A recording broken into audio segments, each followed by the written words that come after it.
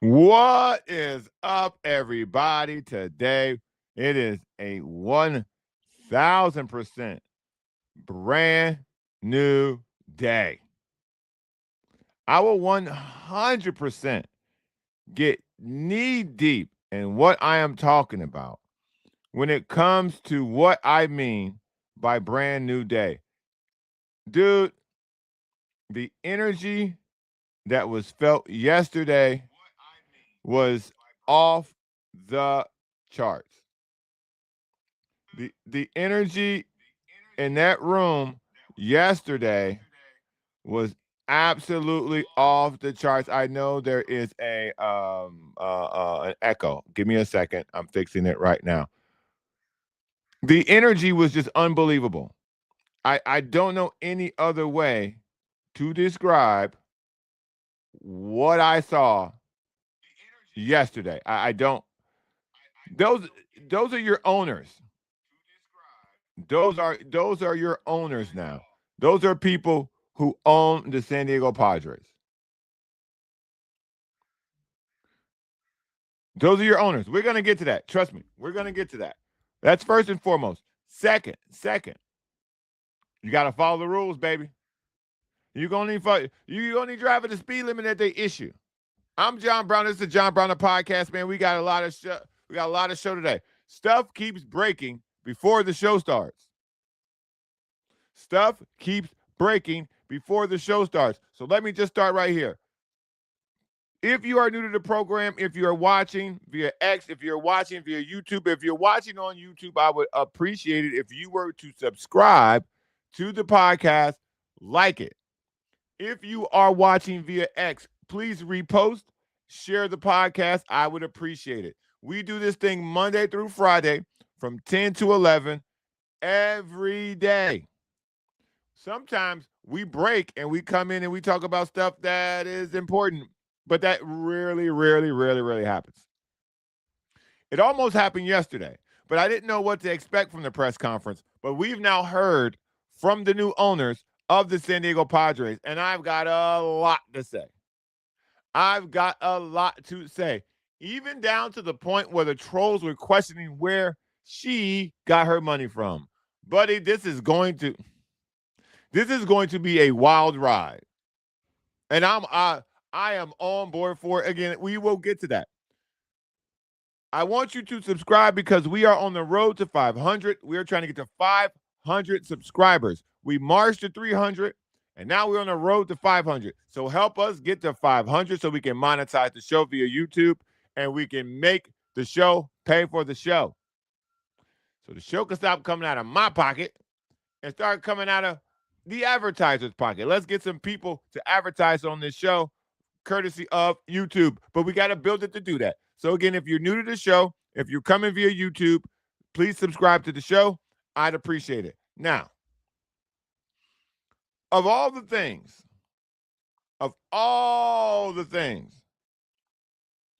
let's start here. I have a very, very simple question. Please tell me why LeBron James is borrowing $300 million from the Guggenheim Group, the Mark Walters people. This story just broke before this show started. And again, I consider me a lamist when it comes to, money management.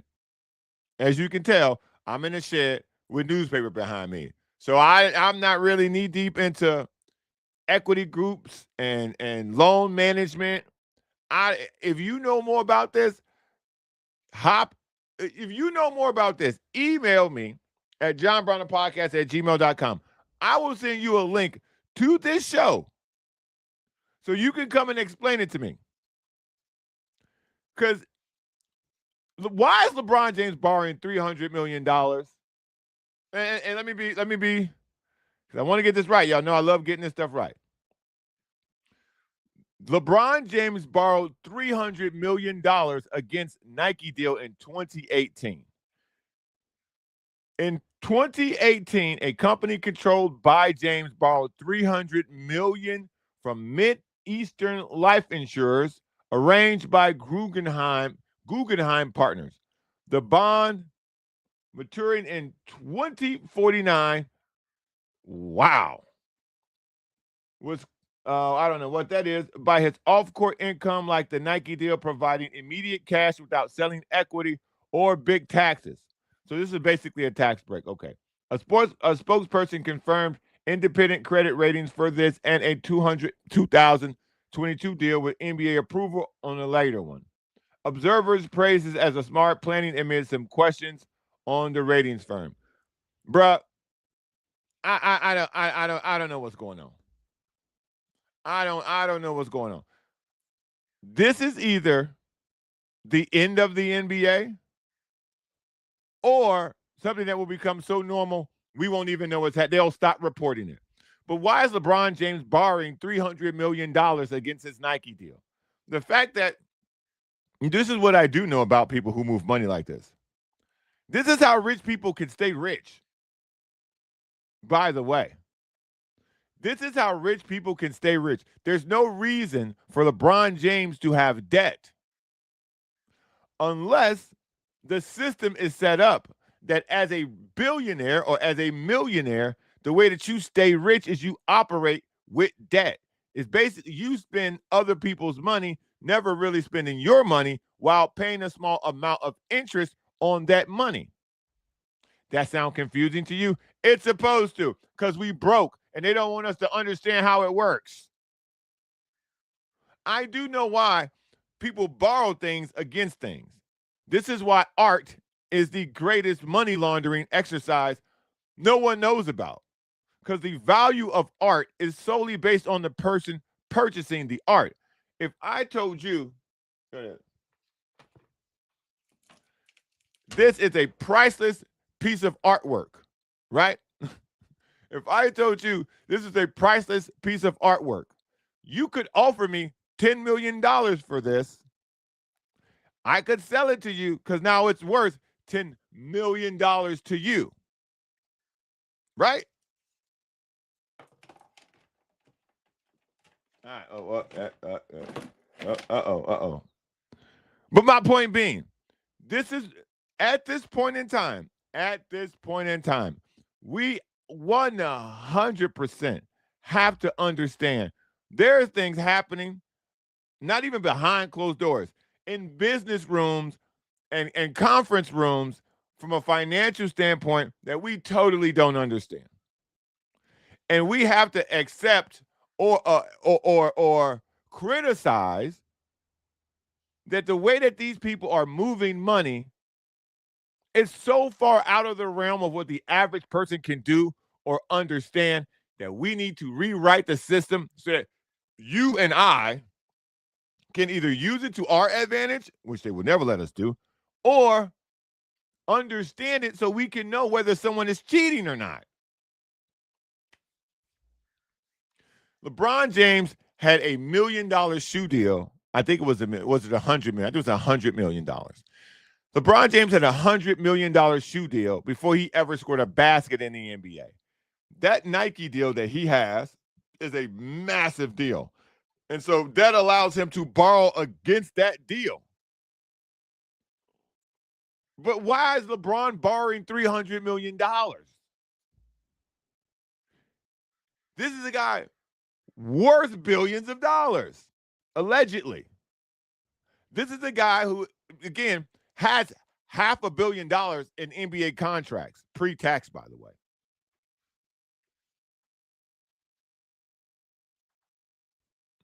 That's all. That's all. Now, originally, I wasn't going to start there. Originally, I was going to start here. What is this? This is the new rivalry layout for the NFL and their uniforms for rivalry week. I guess they're calling it because they want everything to relate to the college game, which we will also get into in a second. And my focus is on here, the bottom right corner. This jersey on the bottom right corner is the Chicago Bears jersey. I think the top right is Green Bay. The center is Baltimore. The left is Indianapolis. The bottom left is Detroit. And the center bottom, which sounds wild when you say it like that, the center bottom is Jacksonville. Do you guys like those jerseys?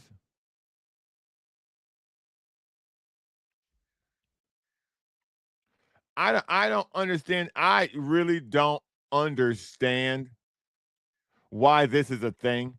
Do the NFL not know what the economy's like right now? Do I really need to drop $250 on a ticket and then purchase a jersey that I don't like? There's nothing wrong with the regular jerseys that the Bears wear on Sunday. I get that you get these alternative jerseys because some of them look cool. I know you have these alternative jerseys for somehow you want people to spend another couple bucks, buddy. Not today. Not today. Not today. I look at these uniforms. Look at these uniforms. Are you going to run out and purchase any of these? Again, the Bears color scheme is so basic, you can't mess it up unless you make the entire uniform orange. They never deviate from the colors. So to have this uniform and somehow, some way, look, I don't know, throwback. Who's designing these? Who's in charge at the NFL that made you think that these things look like something I wanted to purchase? The Detroit Lions uniform looks like the regular Detroit Lions uniform. It's a football uniform. You can't really change that much on the uniform. They don't do it like that. The Jacksonville uniform looks very similar to the Jacksonville uniform they already wear.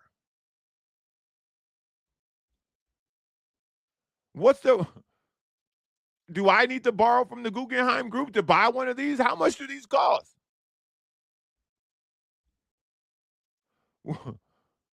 What? Yeah, man, we might need to get Fat Tony to print us some of these. Excuseless say he can get it from China for 25 for y'all. Y'all might want to link in bio for him. If he can get it for 25, he can go he can go around. Well, you might have a tariff on that thing now, dog. They might drop the tariff on you, so it might be 45, it might be 50. But yeah, I don't get it. I really don't get it. I don't understand. Are people really purchasing these jerseys? Are these rivalry jerseys really selling that well? Are you going to flop down another 200 to 150 bucks to buy another jersey for your favorite player? I've never really been a big fan of wearing jerseys. I only own, I think, 2 jerseys. I only own 2 jerseys. I didn't pay for them. They were given to me as gifts, and I rarely wear them.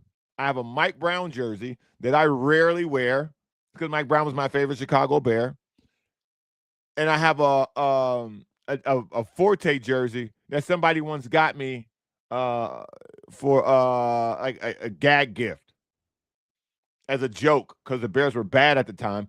And so I only got 2 jerseys, and I never really wear them. Who's buying these? Has the NFL seen the price of beef? Has the NFL front office, the people who design these jerseys, have the good people at Nike been to the gas station lately? Read the room, buddy. I'm good. I'll pass. I'll pass. Y'all not making these affordable. So I ain't going out my way to buy one. I'm finna hit up Excuseless. I'm finna give me one for the 25. Cause they know that's crazy. I get the NFL's a business. The NFL's making money hand over fist. Buddy, you don't need these. Now, if you told me you were doing this for the Las Vegas Raiders, they got a new quarterback. That makes sense. Fernando Mendoza just came into the league. If you're doing rivalry jerseys for rookie quarterbacks and those teams, that makes sense because now you 2 for 1. I could get the new jersey and a new player. If you rock like that as a fan, I totally would understand that and get that. But come on, dog. Come on, dog. Do y'all think do these look cool to y'all? Indianapolis, Baltimore, Green Bay, Chicago, Jacksonville, and Detroit. Do those look cool to y'all? Would y'all purchase one of these at the NFL store full price?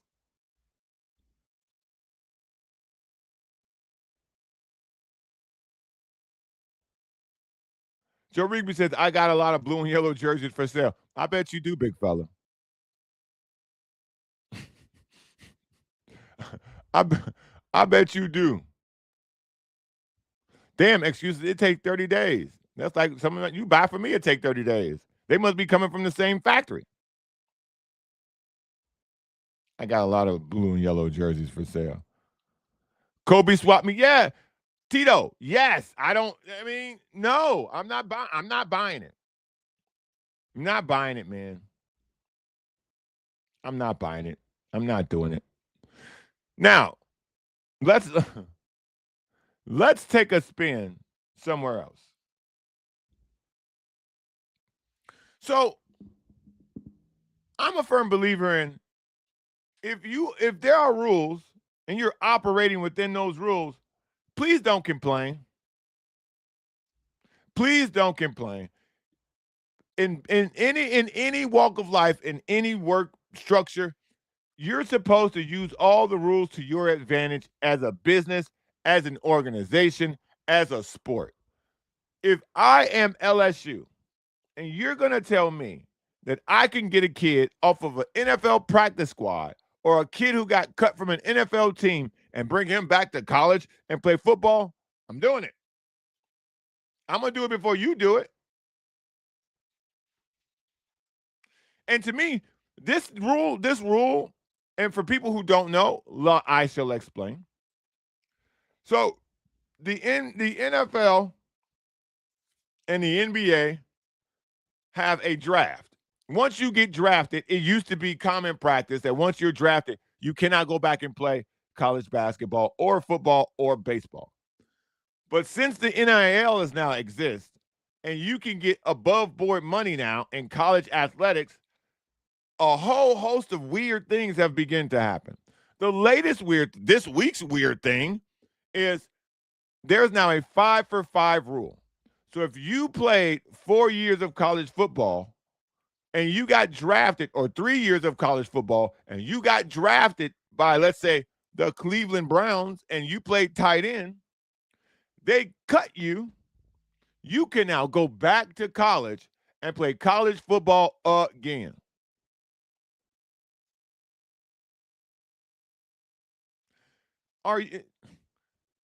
If it's not against the rules, I really don't see what the big fuss is about this. And two, this, in my opinion, this could affect basketball way more than it ever could affect football. Football is the storyline right now. But if I'm a college basketball player, if I'm in the G League somewhere and I left after my freshman year and I've been in the G League for 2 years and LSU is going to pay me $2 million to come play against college players, buddy, I'm on my way. What? I ain't making $2 million in the G League. I'm barely making $400,000. I'm finna go to LSU, get this $2 million, and come right back to the G League next year. Y'all crazy. This rule hurts basketball, collegiate basketball, way more than it hurts football. Football, you might get 1 or 2 dudes. Guys go pro out of basketball, 6 months on campus, they out of there.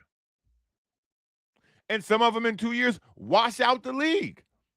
If you go pro after your freshman year, you become a second-round draft pick. That second-round pick is not a guaranteed contract. So you could be bouncing around the league or somewhere in Europe 2 years after you thought you was hot shit at USC.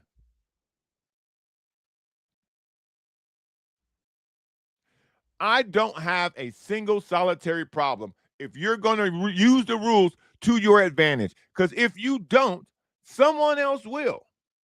And Lane Kiffin pretty much said, listen, it's legal. We're going to do it before they do it. Make it illegal. Lane Kiffin is on a mission to win a national championship. And whatever that looks like, however that works, that's what he's going to do. The Big Ten came out with a rule today and said, oh, we're not going to allow any guys to come who were drafted to come play in the Big Ten. Cool, they'll all go to the SEC. Don't be high and mighty, man. Don't be high and mighty. This is the thing I hate about college football. Oh, we're better than you. We're going to turn our nose up at what you're doing. All right, we're going to win, you're going to lose. If LSU wins the national championship and this kid cut from the Browns is some unstoppable tight end throughout college football, they win, you lose. And you think moral high ground is going to matter when LSU wins the national championship because they got 3 guys who were in the NFL 6 months ago? Nobody going to care. Nobody going to talk about that. That championship ain't going to be illegitimate. The moral high ground of college athletics is it's utterly baffling to me. The NCAA is so useless. It's the rules that you created. They're your rules, NCAA. They're your rules. So you mean to tell me that you're going to allow LSU to do something, but then you're also going to allow the Big Ten as a conference to basically say, well, no one in the Big Ten can do this. So now you are basically shortchanging a ton of other teams and universities from doing something where the rest of the country athletically gets to do? Come on, man. This is if you're going to tell me that you're going to just create the 5-for-5 rule and not put the exemption in of if drafted to the NFL, you can't pulling guys or having guys voluntarily be cut from NFL training camps to go play for the SEC for twice the money or 3 times the money they were going to get in the NFL makes very simple sense. It's very easy to understand. Most of these guys didn't graduate, so you just treat it like a transfer. Nobody's taking any classes since you walked off campus. It's just treated as a transfer. You still have eligibility because technically you went to the league, you got drafted, but you got cut in camp.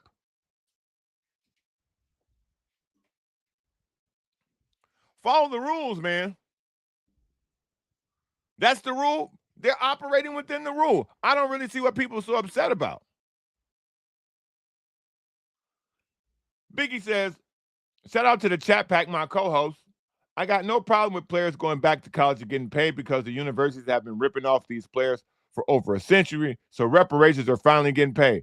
I wouldn't call them reparations, but yeah, it's about time. Excuseless says, unfortunately, this kind of sounds like Enos trying to join the WNBA just because of the rules, even though I don't like it. Yeah, I mean, I genuinely don't have a problem with it. This is not some 30-year-old guy who's been in the NFL and got cut. This is a kid who was literally playing college football in September of last year. This isn't some guy who's been in the league for 3 years, got cut, and goes back to use 1 year of eligibility to get drafted again. No, buddy literally gets cut, and now it's in the world. This is one of those things where we say we care about the athletes, right? And if we care about the athletes, this kid whose dream was to play in the NFL is now cut from the NFL. What happens to him now? What are his options as a person out in the world? What is his skill set? And right now, for him, his skill set and his goal is to be a professional football player, to make money playing football. Here's another place that's going to offer you an opportunity to make money playing football, the thing that you've been doing for a decade. Already at 22, 23, you've been playing football for a decade, and now the opportunity to cash in on a decade's worth of work You're going to not accept that because, it's frowned upon? Bro, is it illegal? No. Where's my money? Where's my money? See, we're, because I didn't play football.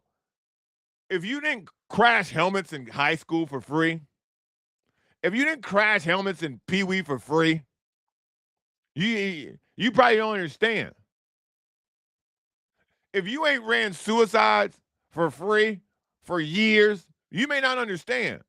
A lot of work goes into failing at the next level. A lot of work goes into getting to the next level and realizing you're not good enough. You get cut.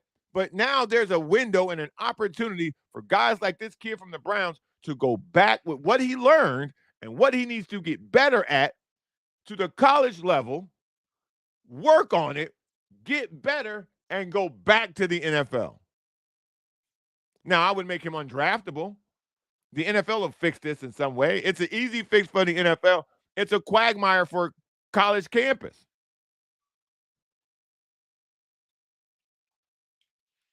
If you've ever had to run suicides for basketball practice in high school, buddy, that was for free. If they ever had you out there doing up downs in training camp in high school, buddy, you did that for free. You did that because you was trying to achieve something. You were trying to get to the next level of the sport. And if somebody in high school, and if you went to college, you got cut, and somebody said, yeah, well, you go play another year of high school football, a lot of y'all would do it. Cut it out. Cut it out. 18-year-old you, go back to your high school and dominate for another year, at a chance to get another scholarship somewhere else the following year. Yeah, you do it. Yeah, you do it. Come on, man. We try to be real around here. We try to be real around here. I'm just speaking about facts, bro. LSU's not violating any rules whatsoever. If you're against this, I would like to know why.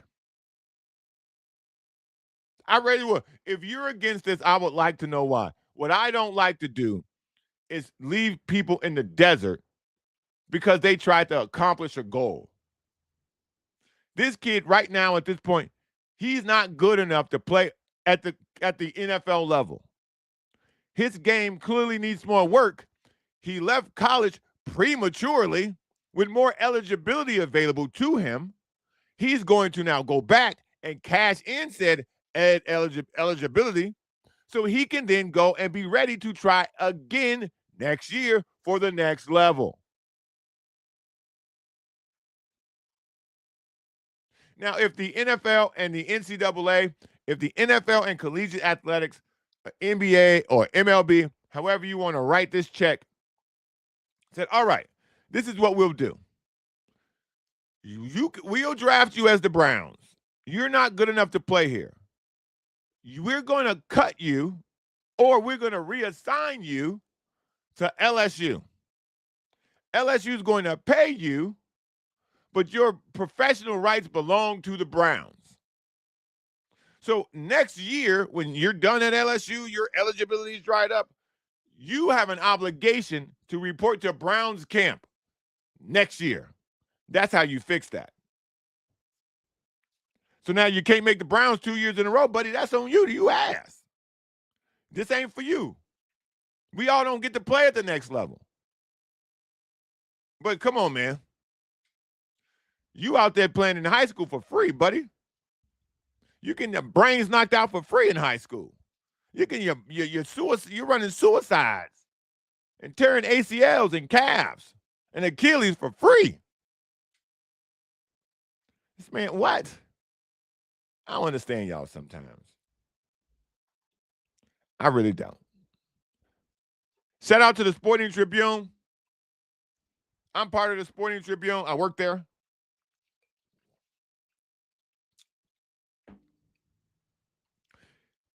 The Sporting Tribune tonight with Grant Mona and myself comes every night at the end of the sports night. We try to bring y'all some fresh takes and some different perspectives on how the sports day went.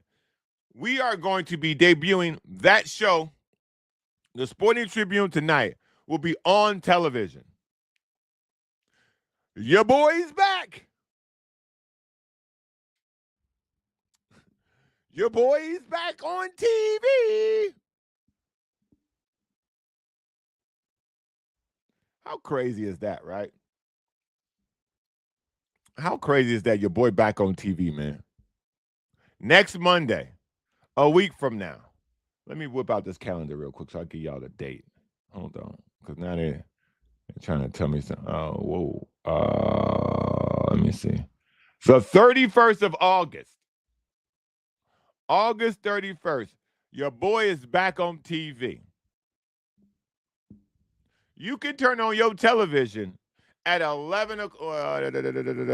Oh, yeah. So as soon as this show ends, you can see some more of me on TV. Now, that's TV magic. Obviously, y'all know how this works. But shout out to the people at Sports Grid. I'll be in millions of homes now at 11 o'clock. So this is going to be the quickest, outfit change you ever seen. You might see me doing them both at the same time because I'm good like that. But a while ago, they tried to silence your boy. I ain't going to lie. I ain't going to front. A while ago, they tried to silence your boy.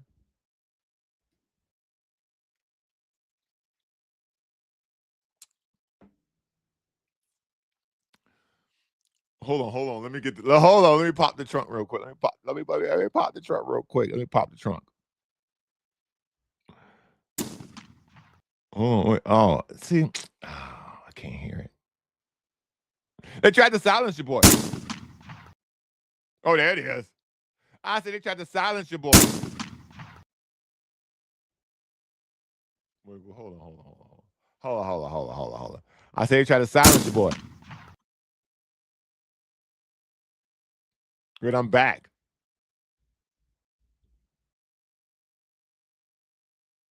So shout out to the Sporting Tribune, man. Shout out to the Sporting Tribune.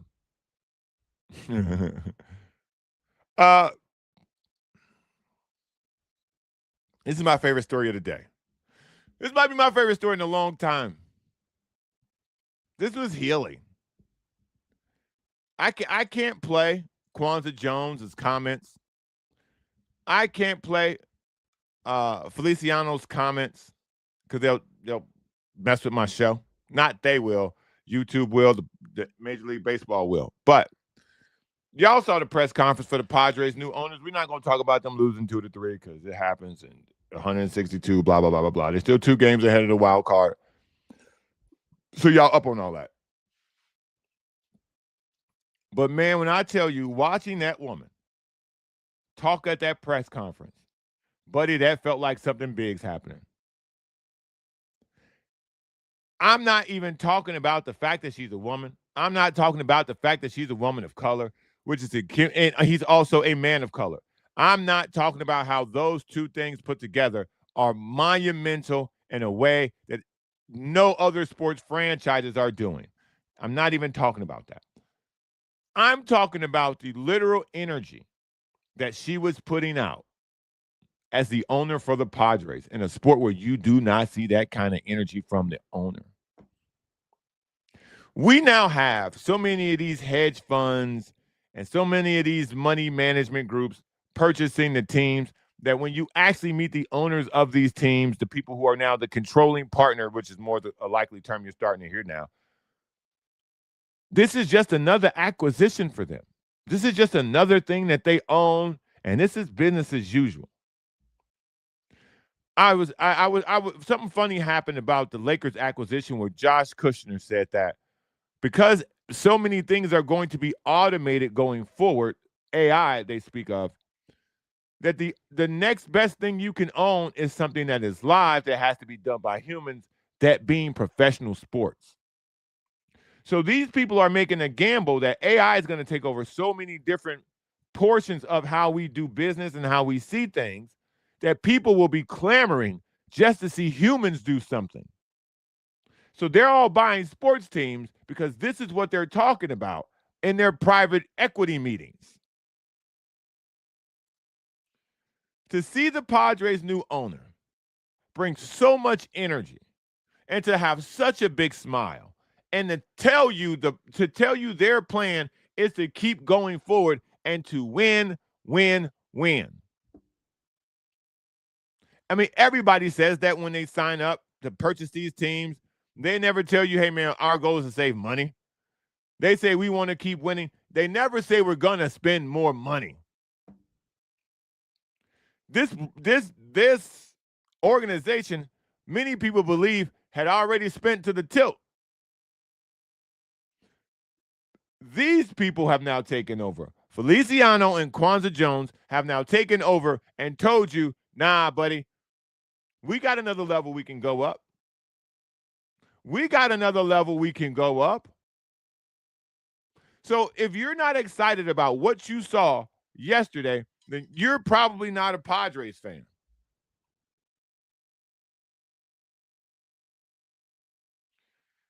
If you're not one of these dildos who went on the internet, then like, I wonder where they got their money from. Buddy, shut all the way up. Shut all the way up. Two minority people purchase a team.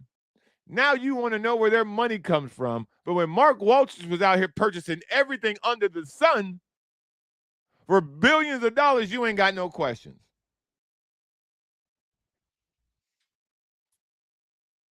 These people keep telling you it's about politics.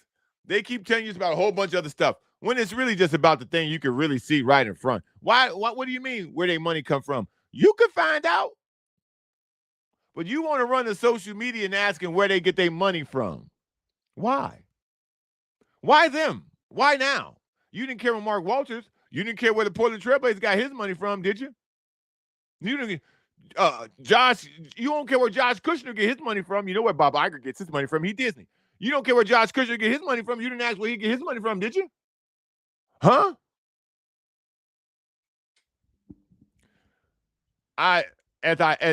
Yesterday was so awesome. It was so awesome, dude. I really just, I don't think I've ever watched a press conference in its entirety for a new owner. Because to me, these things are very boring. They're very, very boring. They never really say anything. It's just a rich person talking about how, oh, we want the team to be winners and we want to continue to work within the community, blah, blah, blah. None of it ever really sounds believable. I was sold yesterday. I have never purchased any Padres merchandise. I've always had things given to me. Hats, jerseys, shirts, whatever the case may be. I've never purchased any of it. That's going to change. I only know one way to support, with my money and my voice.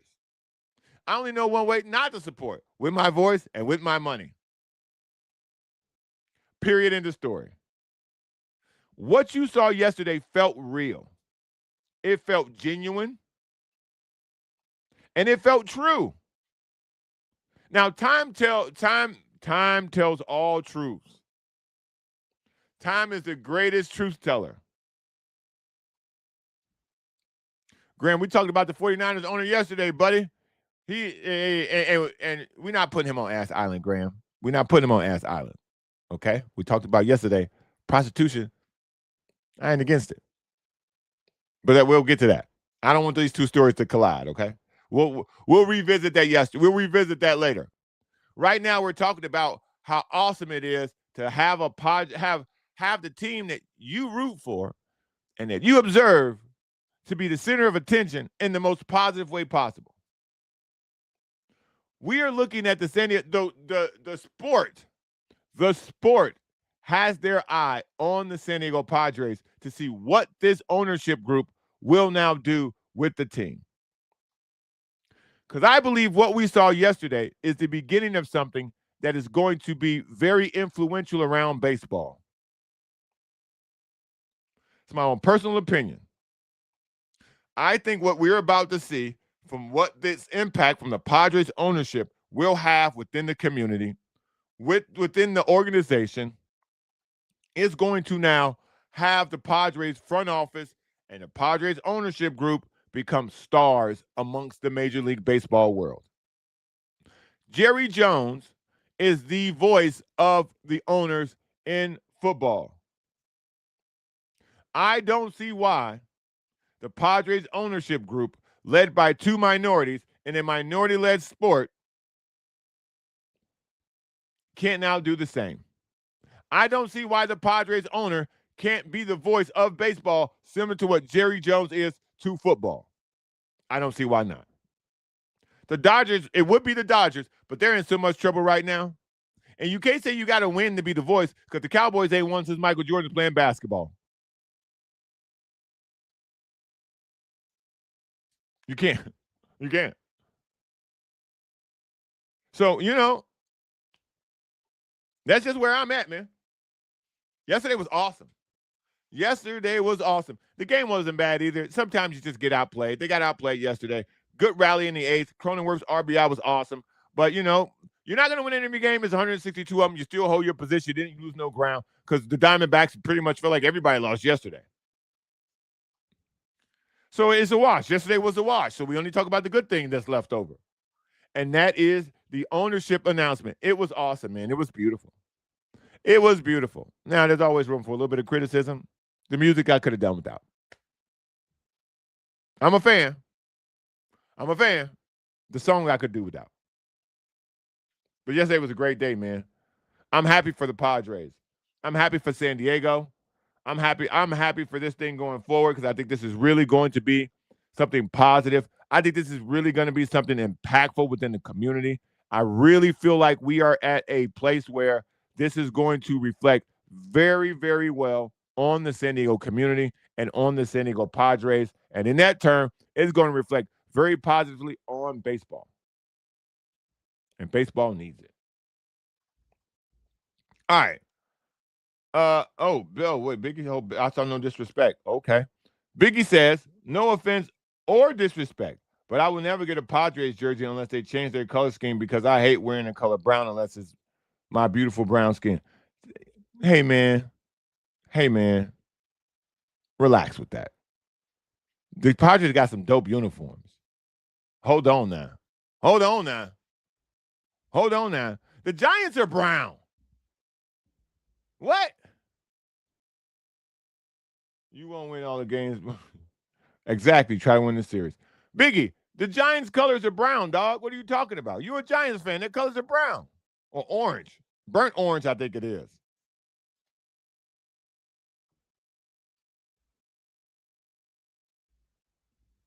Graham says, did we talk about the 49ers owner yesterday? Is he on Ass Island? Oh, buddy, you know he is. You know he is.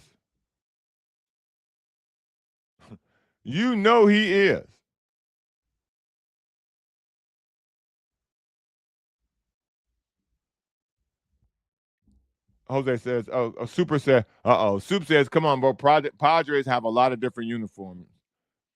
Yeah, bro, they got a lot of different options for you, big dog. They got a lot of different options. They got that blue and orange joint, the throwbacks. Padres, listen. On this show, we always stumble.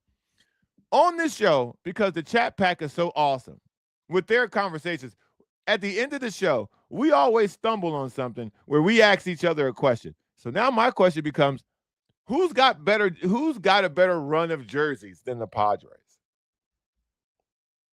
Think about this. Now, I didn't like the City Connect jerseys, the original, the Miami Vice looking white, green, all those. I didn't like that one. But if you go down the Padres uniforms in comparison to other teams in the league, buddy, they cooking.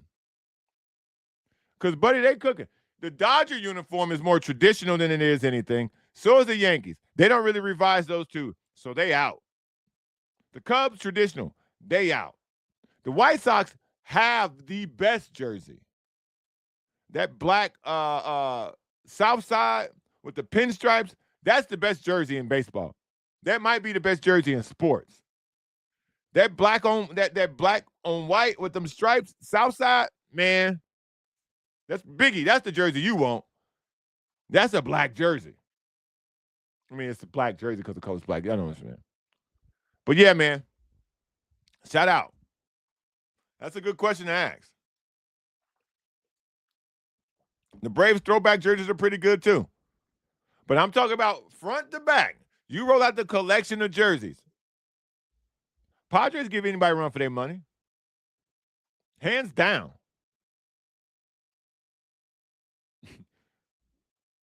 Bro, go to the swamp meet, get that black jersey, Soup says. They do got all the colors in the swamp, bro. The swamp be having everything. The swamp be having, you'll be itching when you put it on. But just wash that thing. Put a shirt on underneath it. But I'm asking, from beginning to end, if you roll out all the jerseys, all the uniforms, the Padres will give you a run for your money on who's got the best uniforms. I hate the White Sox New City Connects. The red and blacks, I don't like those at all. You had it right the first time. I tried to buy that black and white Southside jersey on multiple occasions. Sold out every time. People don't want to be buying knockoff stuff, Soup. Every team has every color in knockoff. Yeah, man, but people don't want to be buying the knockoff stuff, bro. People trying to get authentic, Soup. Let me break down this last topic. One more thing. Okay, one more thing. Now, we hear a lot about Caitlin Clark.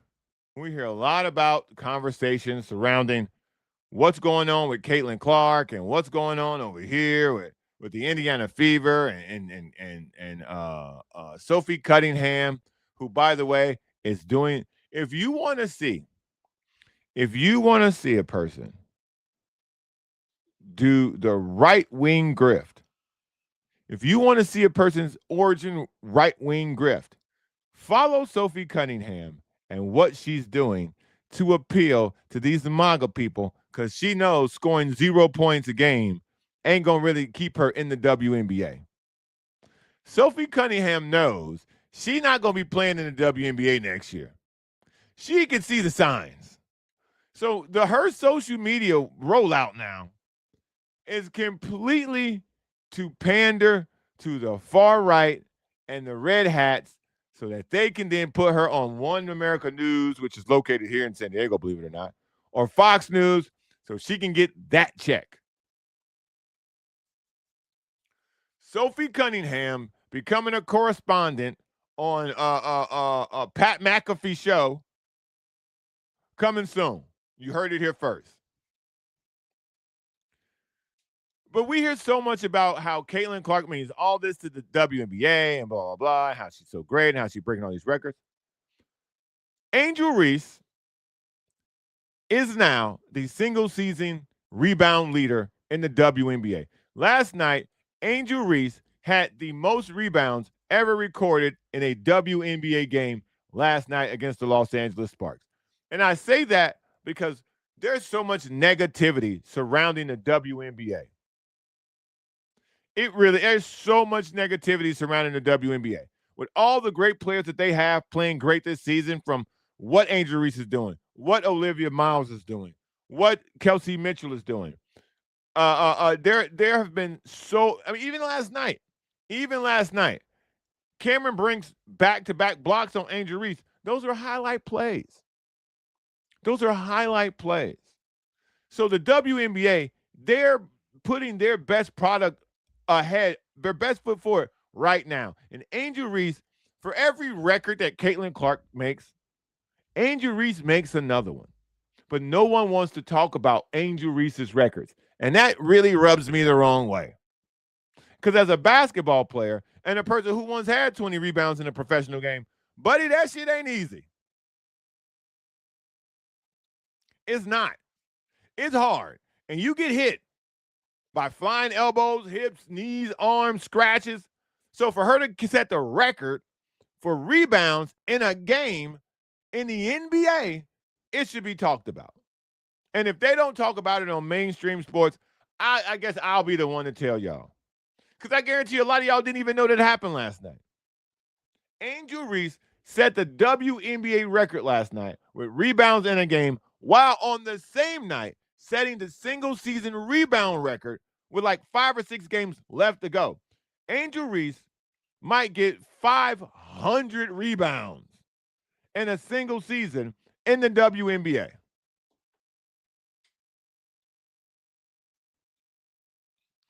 It's just, it is you can't the me bounds me Graham the me bounds is a trademarked word by Angel Reese. So you better be careful for she sue us. Because she owns the term me bounds, buddy. So I had to call attention to this because, hold on, what's her field goal percentage, Graham?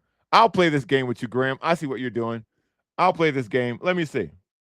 Let me go find out what Angel Reese's shooting percentage is. Because I guarantee you, Graham, it's way higher than what you think it is. I hold on. I'm looking it up right now. Because I know she leads the league in rebounds. So Angel Reese is shooting this season.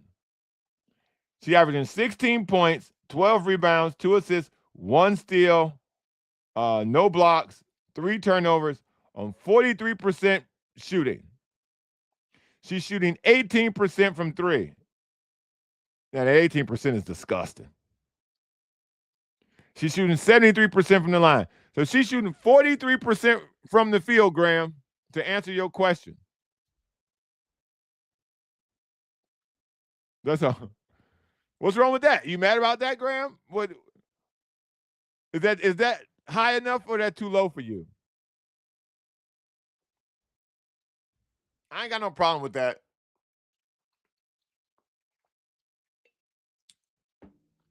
I hear your criticism, Graham. I respect it. Most of her shots are layups and misses. See, Graham, here's where you get in trouble. The other night she was 8 for 8. Also had 12 rebounds, I think the number was. Hold on, let me go see. Let me go see. Because she was 8 for 8 the other night, Graham. Okay. Graham. On the August the 20th against the Los Angeles Sparks, in a game that they won, Angel Reese played 30 minutes, had 20 rebounds, at 20 points, 10 rebounds, 8 assists, 3 steals, 5 turnovers, and was 100% from the field. So she got 10 rebounds and didn't miss a shot, Graham. So this, and most of her shots are layups. She misses and then grabs the rebound. Didn't apply that night, buddy.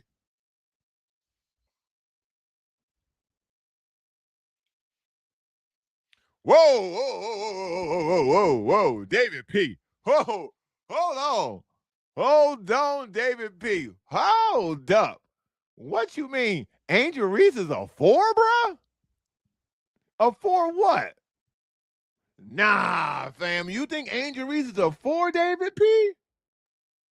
What?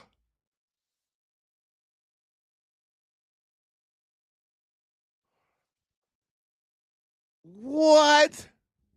You think Angel Reese is a 4, buddy? Wow.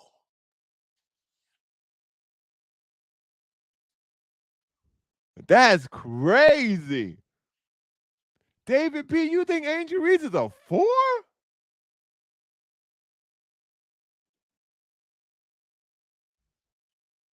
Wow.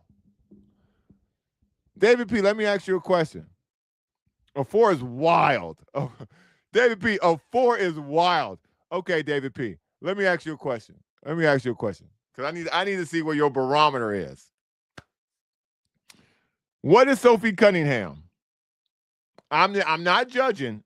I'm not judging, David P. I'm just asking what I believe to be a fair question. If you think Angel Reese is a 4, what is Sophie Cunningham to you? Because I'm going to ask this question about 3 or 4 females, just so I can gauge what you like. Okay. Okay. David, I'm gonna wait for your answer. So don't go nowhere. We just having a conversation. What would you give Sophie Cunningham if you give Angel Reese a 4? I need to know this. Okay, that's fair. As technology says, opposite ends of the spectrum. Okay, okay. Uh, what would you, David P, on a scale of 1 to 10, what would you give Taylor Swift?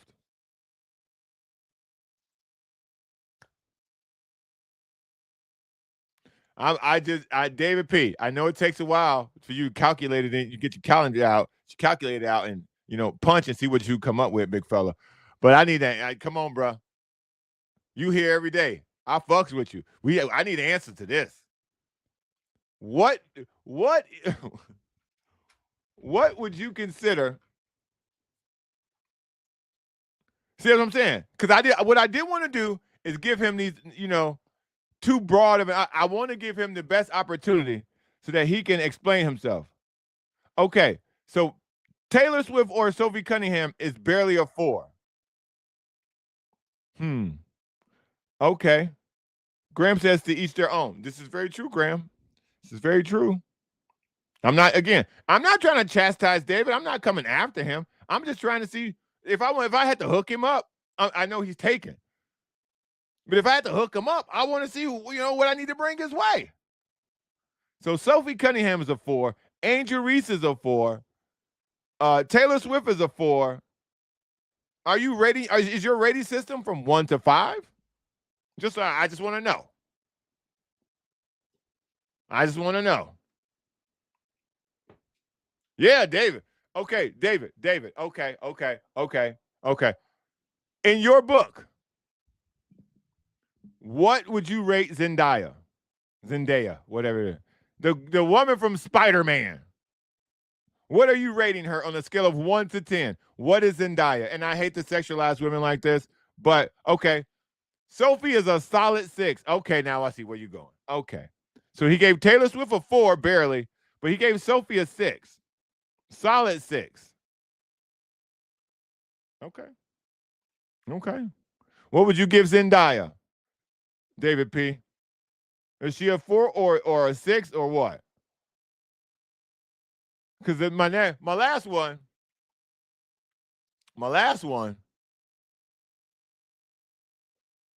he only lay. Yeah, it's all good. So, David P, I want to know your number for Zendaya, and I want to know your number for what is this? I'm forgetting this woman's name. She was involved in a lot of controversy. Hold on, let me figure out a way to look her up. Because her name's not coming to me. And if I do it this way, I'm pretty sure I can figure it out.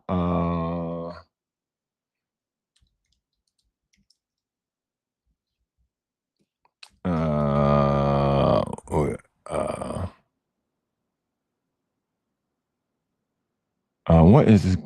Oh, what is her name? I can't remember her freaking name. It's gonna kill me that I can't remember this woman's name. Oh,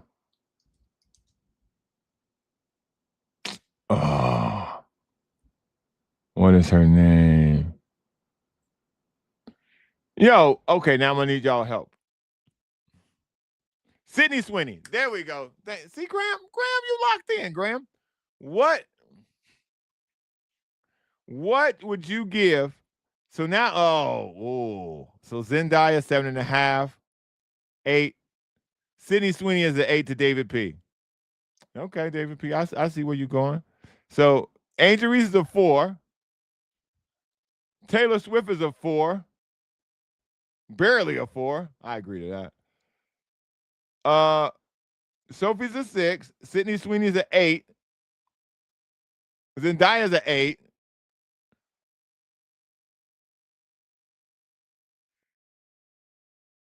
I mean, woo. Woo.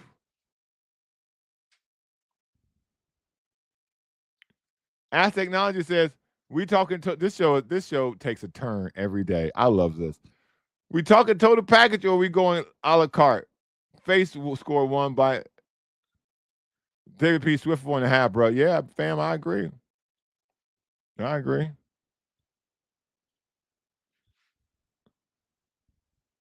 Apples and oranges, baby. Yeah, we off the rails, Joe. We off the rails, bro. This is hilarious. This is hilarious, bro. This is a great conversation to end the show, by the way. This show is, again, this show is for y'all. This show is for y'all. We talk about sports for a little bit. We talk about something else. And then, here we go. When we get to the end of the show, one more thing could be anything. That's why it's one more thing. Today's one more thing turned into Angel Reese's of 4, and then all hell broke loose. Angel Reese's of 4, all hell broke loose. All right, okay, I'm finna put Joe Rigby on the spot now. Because now Joe out here, Joe, you messing up the energy right now. So I'm gonna get Joe now. Joe says, these beautiful women can be my children. I can't rate. Okay, Joe. Okay, Joe. David P says, let's rate them things. All right, Joe. Rate that thing. Callista Flockhart.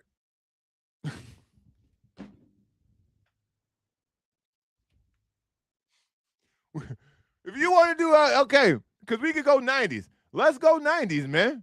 Let's go 90s, Joe. I go 90s with you. We're on the same. Callista Flockhart, Joe, what you got? What you got, Joe? He ain't finna Switzerland in this situation. Joe, rate that thing, bro. Rate that thing, Joe. Callista Flockhart. What you giving her? Okay, Joe, I'll do you one less. Jennifer Aniston. What you rating her? Joe, I'm finna get you in a lot of trouble right now, Joe. Joe, answer this question. David P says share. I wouldn't do him that bad. Come on, dog. What you doing? Okay, David. Joe Rigby. Here's my last one for you. Here's my last one. Rate that thing. You rather have Halle Berry or Jennifer Aniston? Because we got to do it. It's the 90s edition for Joe. Because again, Joe is an older gentleman, apparently. Sandra Bullock. Great name. Graham's on fire with his suggestions today. Sandra Bullock. Joe, I throw Sandra Bullock in there. Joe, give me one. Sandra Bullock, Halle Berry, Jennifer Aniston. Who you taking? Who you taking, Joe? Because that's a who's who of the 90s, baby. You can't say you don't know who none of those women are. David P., let him answer the question. Because now, again, we're going to end the show with Joe Rigby's answer. Halle Berry, Jennifer Aniston, or Sandra Bullock. Waiting on you, Joe. Joe gets the last word. Can't do Halle's feet. Yo. Well, I mean, listen, in a competition like this, I guess you are, because you're splitting hairs. So if Ben say he can't do the feet, he can't do the feet. Sandra Bullock is the winner.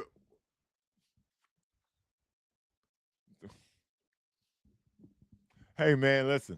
Hey. Oh, hold on. Where my music at? We got to go. We ain't got to go home. We got to get the hell out of here. Hey, man. My man says Sandra Bullock. I love Joe Rigby, dog. I love Joe Rigby. Joe Rigby told us. Joe Rigby just gave us Sandra Bullock we gave him the choice of Halle Berry, Jennifer Aniston, and Sandra Bullock. And our dog came through with Sandra Bullock. Much respect. I love it. What a great show. Y'all crazy, man. I love this. One more thing was the best idea we've ever had on this show. Hands down. You have no idea what's going to happen at the end of this show. Sandra Bullock is now the show's girlfriend. I'm gonna do the best I can, as long as this show exists, to get Sandra Bullock to be a guest on this show.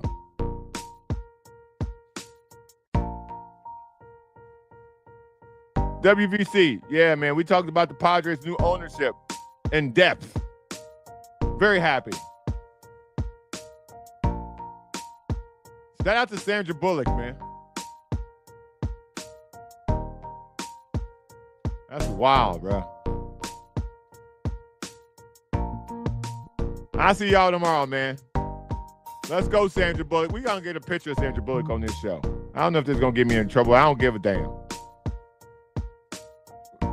Joe Reed, we need to replace this picture with Sandra Bullock's face tomorrow. Speed's a great movie.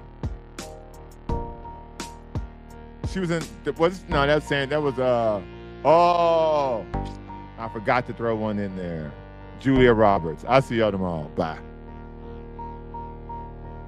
Subscribe to the John Browner podcast on YouTube and download the podcast on iTunes. I know I don't look like him. Just go subscribe.